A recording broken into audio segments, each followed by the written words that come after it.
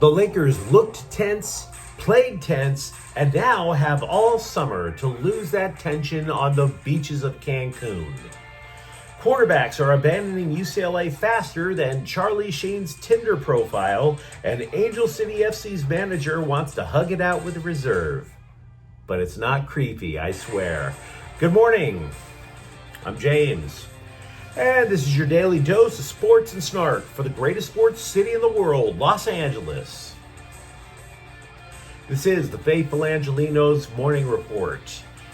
It is May 1st, 2025, and the rent is too damn high, and that is not the only reason for us to be bitter. Oh, I've got a lot to say about the Lakers in a moment. If you like being in the know about LA sports, click the like button. Click the subscribe button. There's a notification bell. Hit that. It'll let you know when we drop new content. Sharing is caring. Let people know we exist. And by all means, comment. Now, before we go through the news and notes, a look at the scoreboard.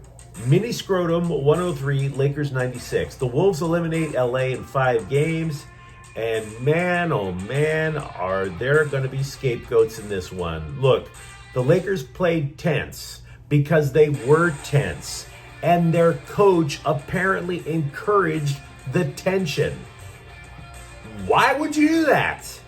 If you're a Lakers fan, not just a gambling degenerate, because man, there was a lot of money that the Vegas casinos made last night. If you're a Lakers fan, you should be angry. Any chance you have to get title number 18 and it doesn't come through, especially in a manner like this, yes, you should be angry. Now, this is not to take anything away from the Wolves. They won the series. But the Lakers, and in particular the coaching staff, the Lakers cut their own throats last night. We'll go into a lot of detail about that in just a moment. Meanwhile, Dodgers 10, Miami 7. Tony Gonsolin allows 3 runs in 6 innings in his return from Tommy John surgery. And because we are petty, the Dodgers' magic number is down to 131. As for today, Denver's at the Clippers at 7 o'clock in Game 6 of the first round of the NBA playoffs. Denver has a 3-2 lead. The Kings are at Edmonton. Game 6 of the first round of the Stanley Cup playoffs, Edmonton with a 3-2 lead. And now, got to get a lot of this stuff about the Lakers out of the way. And one of the reasons that it's personal to me is not simply because I'm a Laker fan. I mentioned it earlier. They had a shot at Title 18. Even though it was a flawed roster, they had a shot with Title 18. And you have to catch the Boston Celtics. You have to, period. So, I want to start by telling you, before we go into the future of the Lakers, I want to start by telling you how the ship sank. Grace under pressure. When the chips are down, when there is chaos all around, man, you need somebody who can bring harmony so that you can focus, so that you can get the results you need. Unfortunately for the Lakers, they had J.J. Redick. Prior to Wednesday's game, Redick faced the press, and it's common practice. The coach always talks it up with the scribes before the game. Are there any injuries? What lineup changes? That mattered because, hell, Redick admitted he hadn't made up his mind about the lineup. There was, in fact, a change. They benched Jackson Hayes, for example, for Dorian Finney-Smith. Besides, Redick had to talk because it was something he had to answer for. He previously said, quote, "I would describe us as on edge," as we should be. That's a red flag. Your players should be on edge. Shooting 3-pointers isn't easy. It's even harder when your colon is tied up in knots. Why do you want them on edge? But that wasn't it. You want them to care, by the way. You don't want them tense. But that wasn't even it. The scribes still also wanted to know what the hell Redick was thinking during halftime in Sunday's loss. And that's when things got testy. And look, if you've watched this program a lot, you know how much I enjoy dumping on the scribes. But this is on Redick, because Redick interrupted the scribe twice. First, when the scribe started asking about Sunday's game, quote, Are you saying that's because I'm inexperienced? And that was an inexperienced decision I made? You don't think I talk to my assistants about substitutions every single time out? Unquote. Now then the scribe tries to clarify the question to make it sound less insulting. But then came interruption number 2, saying that the scribe made, quote, a weird assumption, unquote. And then Redick stood up, snorted the snort of false superiority, and left. Now look, before the series, I mentioned that the knock on Minnesota was that the Wolves were seen as immature.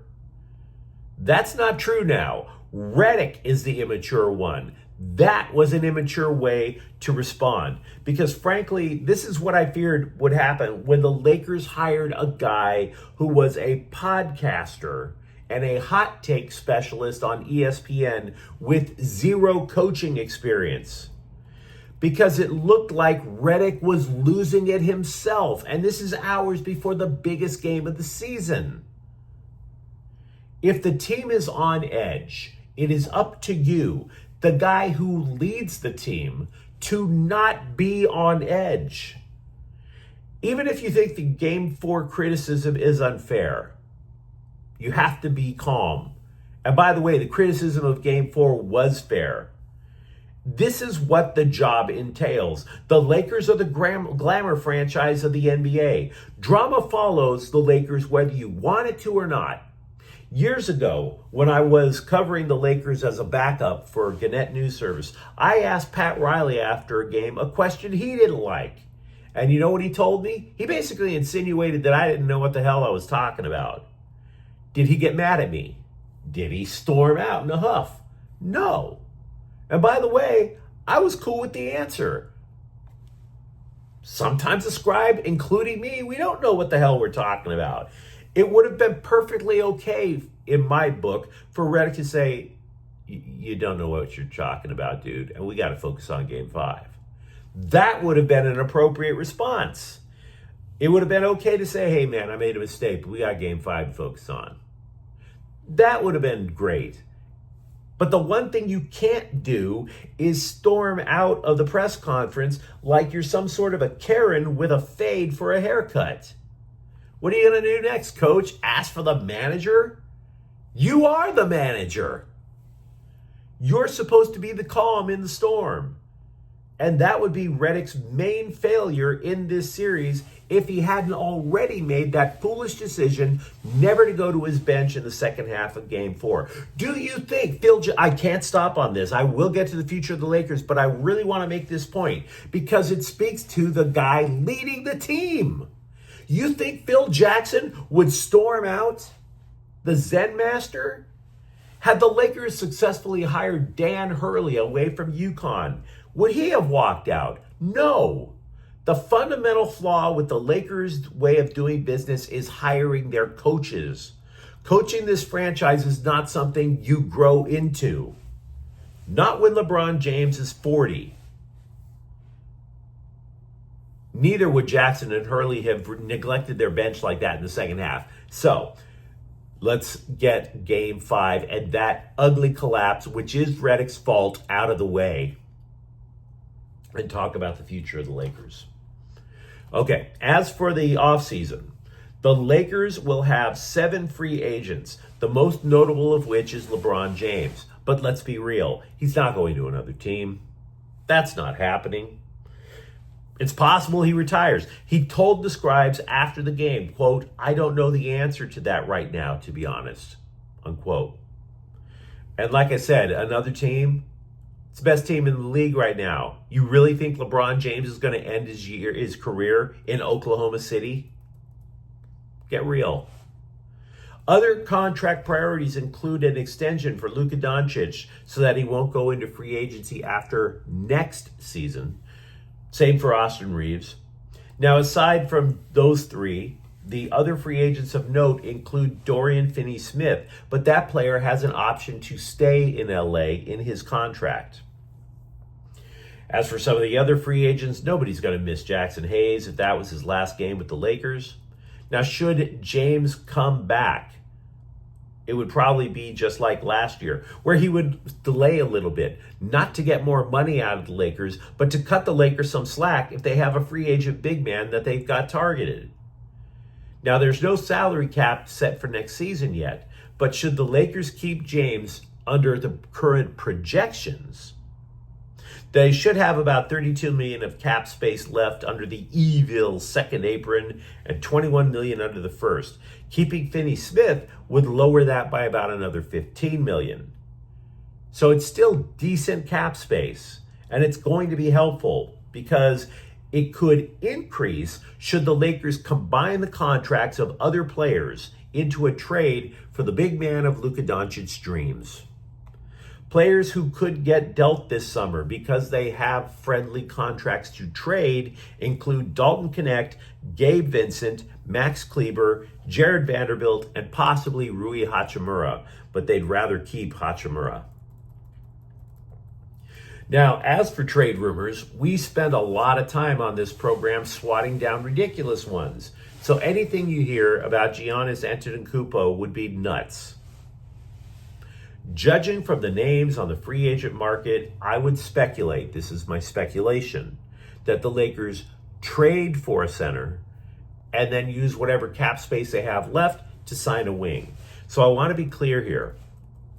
I'm not saying that this season was a total disaster. That's not true. It is abundantly obvious the Lakers knew that a lack of a center was going to be an issue that to be extremely difficult to overcome in the playoffs. And it is also obvious that you make that trade for Doncic because it sets the franchise up for the next decade to possibly be a title contender. The Lakers front office simply didn't solve the post problem.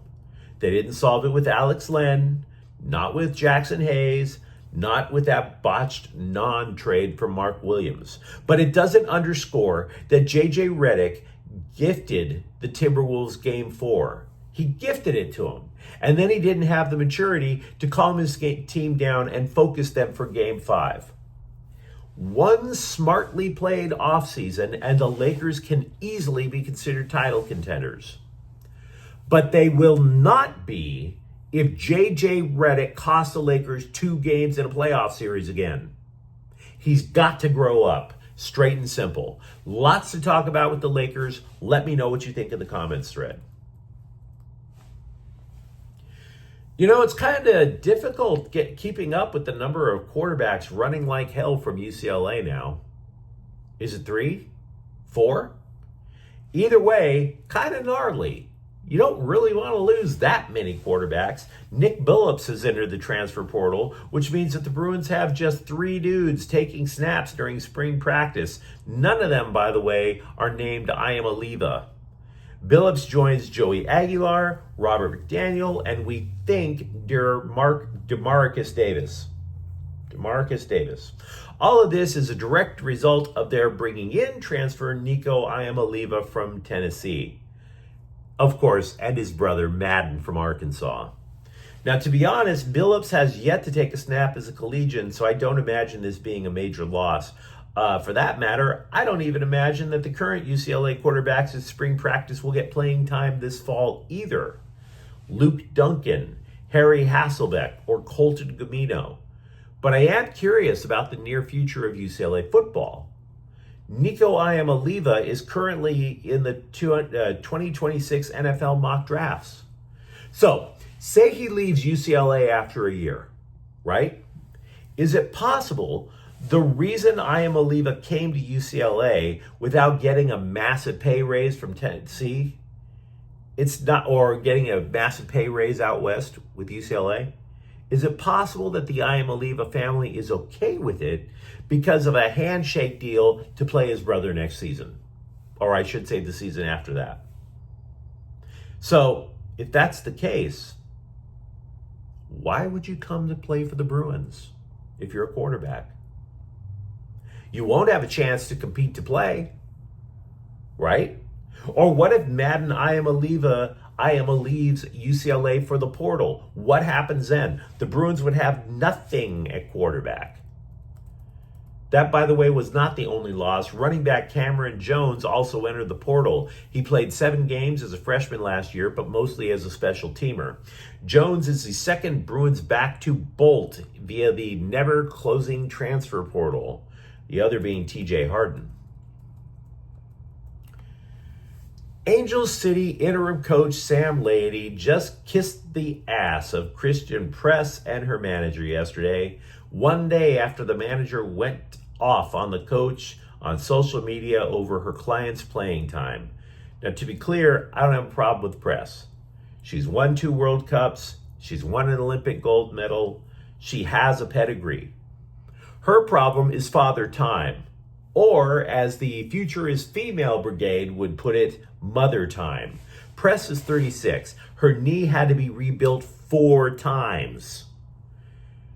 But I will say this, even if you do believe the future is female, the future is always going to be younger female. And that's just not because I'm middle-aged. Alyssa Thompson, she is 16 years younger than Press and in contention to play in future World Cups. So male or female, just side note, okay, a side note. Male or female, it's a bad idea to gripe about your job status on social media. And yes, I almost said bitch, but I put that one aside. Here is a pro tip. If you're going to complain about your career, make up a fake job on social media, please. I mean, my Facebook profile claims I'm a line cook at Hooters. So when I complain about working at Hooters, my friends know I'm complaining about my actual job. Don't complain about your real job on social media. But I digress. Look, in this case, it appeared to work for Christian Press. Sam Lady said he, quote, made a mistake by not playing Press more. Quote, I think on reflection, Christian would have brought that. I've spoken to her, and my reflection was, yeah, she would have helped us, unquote. Basically, Christian Press dodged a bullet because she's not the future of this team. If Angel City keeps posting W's, nobody's going to believe it's because of a Cougar cyborg. They hugged it out. I've called out LAFC fans for this, so I have to be consistent, even though the following is about my team. Your 6-time MLS Cup champion LA Galaxy had to condemn the use of a Spanish-language homophobic chant that was heard repeatedly during their Sunday loss against Portland. The chant, which is often aimed at the opposing goalie, has been chanted at other MLS stadiums this year. Now, this is not to excuse what the fans said. Not at all. The point I'm about to say is this. It's fine to condemn it, but words without actions don't mean diddly poo. Organizations keep threatening to forfeit matches. When is it going to happen? It probably never will. And there's a reason for that. It's the money. It's the money. So it's going to have to be up to the fans to police each other. Galaxy fans are pretty decent at that. They just weren't on Sunday, unfortunately. Ugly chant over at Dignity Health Sports Park. Also, with the Galaxy, Joseph Paintsill was fined for violating MLS policy regarding embellishment in Sunday's match. In other words, the league said the guy flopped to draw a call. Whatever. He's playing this weekend. The Galaxy need him to, after months, possibly, I don't know, win a match. But you let me know what you think in the comments thread. Talk to me about the crash and burn in the first round with the Lakers and possibly their future. For that matter, what do you imagine the future of UCLA football to be under center? Because in about 2, maybe 3 years, you snap the ball's carrying into the end zone. And if you enjoyed the content, don't forget to subscribe to Faithful Angelenos. We're talking LA sports every single day here. Thank you for watching. I'm James, and we'll be back tomorrow. Faithful Angelenos is a Can Corta El Queso production. Take care.